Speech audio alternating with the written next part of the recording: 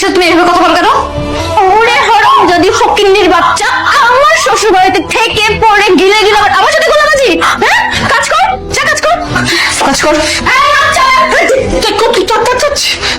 এই যে হায় আল্লাহ, তরকারি পুড়ে কি করছে? কি বাবা ভুলে গেছে। নেক্সট টাইম যখন রান্না করতে যাবি তখন মনে করবি। এই এই কোটনি না দিন, এদিকে এদিকে আসবি না?